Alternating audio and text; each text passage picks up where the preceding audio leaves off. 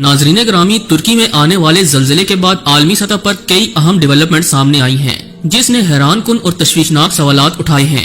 बरतानिया, जर्मनी और हॉलैंड को कैसे इल्म हुआ कि तुर्की में जल्जला आने वाला है? इन्होंने 3 दिन कबल ही तुर्की में कायम अपने कौंसलेट क्यों बंद करवा दिए? क्या अगला टारगेट पाकिस्तान है? क्या इस सब के पीछे यहूदियों का हाथ है? किस तरह से इस जल्जले की पेशगोई कबल अज वक्त ही कर दी गई थी? आज की इस कीमती वीडियो में हम आपको तुर्की के हालिया जल्जले के हवाले से इंतहाई अहम मालूमात फराहम करेंगे, लिहाजा वीडियो को शुरू से लेकर आखिर तक जरूर देखिएगा। और अगर आप चैनल पर नए हैं तो इसे सब्सक्राइब भी कर लें। तो आइए चलकर मौजू का बाकायदा आगाज करते हैं। प्यारे दोस्तों, पीर की सुबह शाम की सरहद के करीब तुर्की के जनूब मशरकी इलाके में शदीद जल्जले के नतीजे में अब तक की इतलात के मुताबिक 6000 से जायद अफराद हलाक और सैकड़ों जख्मी हुए। जल्जले का मरकज गाजी अंतीब के शहर के करीब का इलाका था और पहले शदीद झटके के कुछ ही देर बाद यहां एक और जल्जला आया और आफ्टर शॉक्स का सिलसिला कई घंटे गुजरने के बाद भी जारी रहा। माहिरीन ये सवाल उठा रहे हैं कि ये जल्जला इतना होलनाक क्यों था। इस जल्जले की शिद्दत 7.8 रिकॉर्ड की गई और सरकारी हुकाम के मुताबिक ये एक बड़ा जल्जला था। जल्जले का मरकज ज्यादा गहराई पर नहीं था, ये गहराई 18 किलोमीटर थी, इसीलिए मुतासरा इलाके में कई इमारतें मुनदम हो गयी। यूनिवर्सिटी कॉलेज ऑफ लंदन के कुदरती आफात पर तहकीक के शोबे रिस्क एंड डिजास्टर रिडक्शन से मुंसलिक प्रोफेसर जोया फारवा के मुताबिक पिछले तमाम बरसों के मोहलिक तरीन जल्जलों को देखा जाए तो गुज़श्ता 10 बरसों में सिर्फ ऐसे 2 जल्जले आए जिनकी शिद्दत पीर के रोज तुर्की में आने वाले जल्जले के बराबर थी और इससे पहले के अशरे में ऐसे 4 जल्जले रिकॉर्ड किए गए। ताहम किसी भी जल्जले से आने वाली तबाही का इन्हिसार सिर्फ इस पर नहीं होता कि इसकी शिद्दत क्या थी। इसके अलावा ये बात भी बहुत अहम है कि जल्जला शुदा इलाके में इमारतें किस कदर मजबूत या कमजोर थीं। मोअज़्ज़ज़ ख़वातीनो हज़रात, यूनिवर्सिटी ऑफ पोर्ट्समिथ में आतिश विषयों पर तहकीक की माहिर डॉक्टर कारमन सोलाना कहती हैं कि बदकिस्मती से जनूबी तुर्की और खास तौर पर शाम में ऐसी इमारत की तादाद कम है जो जल्जले के झटकों को बर्दाश्त कर सकती हैं। इसीलिए जल्जले से तबाही से बचने का इन्हिसार इमदादी कार्रवाइयों पर है। आइंदा 24 घंटे इस हवाले से इंतहाई अहम है कि इनमें कितने लोगों को जिंदा निकाल लिया जाता है। 48 घंटे गुजरने के बाद जिंदा बचने वालों की तादाद बहुत कम रह जाएगी। तुर्की और शाम की सरहद के करीब इस इलाके में गुज़श्ता 100 साल में कोई शदीद जल्जला नहीं आया और कोई ऐसी अलामात भी नहीं देखी गई जिनकी बुनियाद पर यह कहा जा सकता है कि यहाँ इतना शदीद जल्जला आ सकता है। इसीलिए दूसरे इलाकों की निस्बत यहाँ जल्जले के बचाव का निजाम कदरे कम था। तुर्की में तबाही मचाने वाला ये जल्जला रवां सदी के सबसे बड़े जल्जलों में से एक था, लेकिन यहाँ ये सवाल भी सर उठा रहा है कि बरतानिया, जर्मनी और हॉलैंड तुर्की के जल्जले से कैसे आगाह हो चुके थे।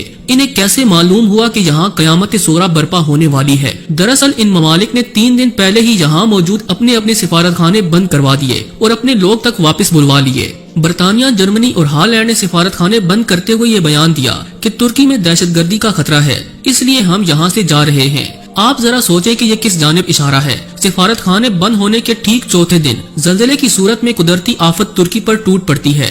तुर्की की तारीख में आज तक इतना खौफनाक जल्जला नहीं आया कि 10 के 10 शहर सफाई हस्ती से मिट जाएं। कुदरती आफात किसी को बताकर तो नहीं आती। ताहम बरतानिया, जर्मनी और हॉलैंड के बयानात को सामने रख कर ये कहा जा सकता है कि क्या ये मैन मेड था? क्या ये कोई एक्सपेरिमेंट किया गया था जिसके नतीजे में इतनी तबाही हुई? मामला तुर्की का था। यही वजह है कि इन ममालिक ने दहशतगर्दी का नाम लिया और वहाँ से भागते बने। तुर्क सदर रजब तैयब उर्दुगान ने खुफिया तरीके से तहकीकात का आगाज कर दिया है, जिसके बाद तवक्को की जा रही है कि असल हकायक जल्द सामने आ जाएंगे और मौजूदा सूरत हाल में तुर्की किसी पर इल्जाम भी नहीं लगा सकता। नाजरीन ग्रामी, दूसरी जानब एक हैरान कुन हकीकत ये भी है कि तुर्की में आने वाले तबाह कुन जल्जले की पेशगोई कबल अज वक्त ही कर दी गई थी। नीदरलैंड से ताल्लुक रखने वाले तहकीककार फ्रैंक होगर ने समाजी राब्ते की वेबसाइट ट्विटर पर कुछ रोज कबल इस खित्ते में बड़े जल्जले की पेशगोई की थी।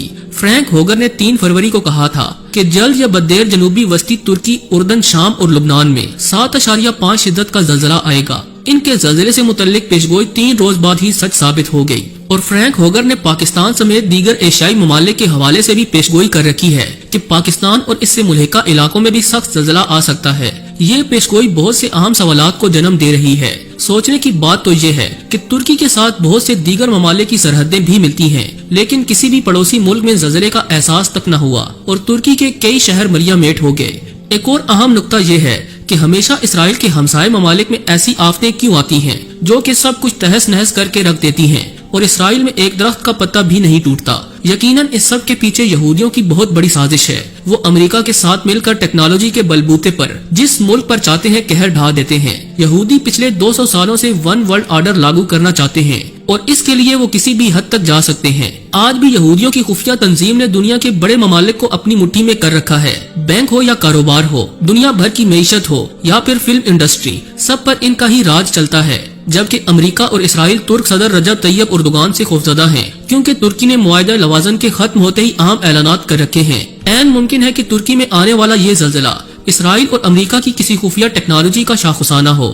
معزز خواتین و حضرات، دوسری جانب ماہرین کہتے ہیں کہ ہماری زمین کی بیرونی سطح مختلف سطحوں کے ملاپ سے بنتی ہے، جنہیں پلیٹس کہا جاتا ہے۔ یہ پلیٹس پرندوں کے گھونسلوں کی مانند ایک دوسرے سے جڑی ہوتی ہیں۔ اکثر پلیٹیں حرکت کرنے کی کوشش کرتی ہیں، لیکن مختلف پلیٹس کے درمیان رگڑ کی وجہ سے ان میں حرکت نہیں ہو پاتی، اور کبھی کبھار ان کے درمیان دباؤ اتنا زیادہ ہو جاتا ہے کہ ایک پلیٹ اچانک اپنی جگہ سے کھسک جاتی ہے، جس سے زمین کی سطح ہل جاتی ہے۔ پیر کو ترکی میں آنے والے زلزلے میں شمال کی جانب حرکت کرتی ہوئی عربین پلیٹ اور اناطولین پلیٹ میں رگڑ پیدا ہو گئی تھی۔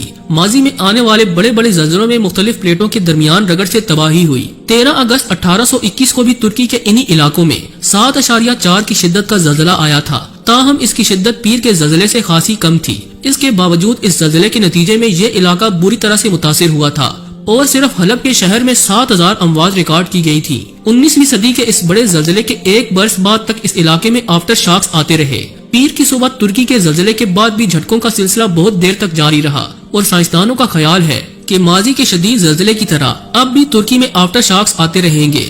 زلزلوں کی پیمائش کے لیے آج کل جو پیمانہ استعمال کیا جاتا ہے، اسے موومنٹ میگنیچیوڈ اسکیل کہا جاتا ہے۔ اس پیمانے پر 2.5 سے کم کی شدت کے جھٹکے کو محسوس نہیں کیا جا سکتا، اور یہ آلہ اس کی پیمائش نہیں کر سکتا۔ تاہم 5 تک کی شدت کا زلزلہ ریکارڈ کیا جا سکتا ہے، اور اتنی شدت کے زلزلے سے زیادہ نقصان نہیں ہوتا۔ 7.8 کی شدت کے جھٹکے کو ایک بڑا زلزلہ کہا جاتا ہے، اور اس کے نتیجے میں عموماً خاصی تباہی ہوتی ہے۔ کچھ ایسا ہی ترکی کے ساتھ ہوا۔ اس ناگہانی آفت پر ہم ترک قوم کے ساتھ شانہ بشانہ کھڑے ہیں، اور ان کے دکھ میں برابر کے شریک ہیں۔ اللہ تعالیٰ سے دعا ہے کہ وہ ترکی پر اپنا خصوصی رحم فرمائے اور عالم اسلام کو شر پسند عناصر کی سازشوں سے محفوظ رکھے۔ آمین ثم آمین۔ جی تو دوستو، یہ تھی آج کی ویڈیو اچھی لگی ہو تو اسے لائک کرتے ہوئے دیگر دوستوں سے شیئر کر دیجیے گا، اور ایسی ہی مزید ویڈیوز دیکھنے کے لیے ہمارے چینل کو سبسکرائب بھی کر لیں۔ آج کے لیے بس اتنا ہی، ملتے ہیں کسی نئی اور انٹرسٹنگ ویڈیو کے ساتھ، تب تک کے لیے اللہ نگہبان۔